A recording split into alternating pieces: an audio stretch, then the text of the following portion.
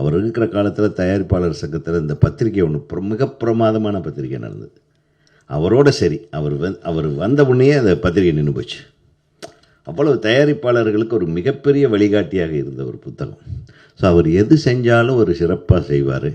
ஆனால் அடுத்த கட்டத்துக்கு போயிட்டார். இப்போ ஃப்ரேம் அண்ட் ஃபேம் ரொம்ப அழகான ஒரு விருதுக்குண்டான ஒரு வேல்யூபிள் நேம். இதுவரையிலும் உலகத்திலேயே யாரும் இந்த மாதிரி யோசனை பண்ணியிருக்க மாட்டாங்க.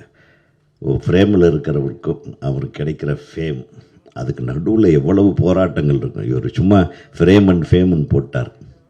ஃப்ரேமில் தோன்ற ஒவ்வொருத்தனுக்கும் ஒரு ஃபேம் வர்றதுக்கு எவ்வளவு உழைப்பு அவன் போட வேண்டியிருக்கு.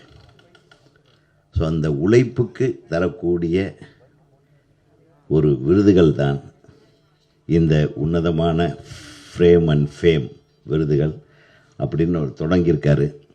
ரொம்ப வருஷமாக நம்மளும் ஏங்கிட்டு இருக்கோம். ஒரு நல்ல அவார்டு ஃபங்க்ஷன், ஒரு சினிமா எக்ஸ்பிரஸ் இருந்தது. அதெல்லாம் இப்போ அதை ரொம்ப பிரமாதமாக பண்ணிகிட்டு இருந்தாங்க அந்த டைமில். அது ராம்மூர்த்தி சார் இருக்கிறவர்கள் ரொம்ப அற்புதமாக பண்ணிகிட்டு இருந்தார். அது போன உடனே அந்த வேல்யூ போயிடுச்சு. அது மட்டும் இப்போ விருதுகள் வியாபாரங்களாக மாறிடுச்சு. அங்கங்கே பிட்டை போட்டு திடீர்னு ஒரு 10-15 பேர் யார் வர்றாங்களோ அவருக்கு விருது கொடுக்குறதுன்னு இது ஒரு விஷயம் நடந்துகிட்ருக்கு. ஸோ இது எல்லாம் மாற்றி அமைக்கிற விதமாக யார் வந்தாலும் வரலைன்னாலும் உண்மையாக யாருக்கு அந்த விருது போகணுமோ அவங்கள தேர்வு செய்வோம். அவங்க வந்தால் அவங்களுக்கு மரியாதை, வரலைன்னா நம்மளுக்கு மரியாதை.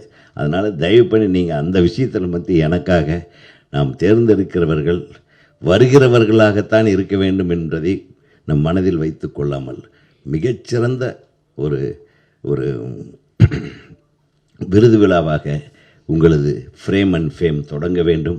அதை தொடர்ந்து, அதாவது உலக அரங்குகளுக்கு ஃப்ரேம் அண்ட் ஃபேமில் ஒரு அவார்டு வாங்கினா உலக அரங்கில் அந்த மரியாதை வரும் அளவிற்கு இந்த அவார்டு விருதை நாம் கொண்டு செல்ல வேண்டும். அதற்கு நாங்கள் எல்லோரும் உங்கள் கூட இருப்போம்.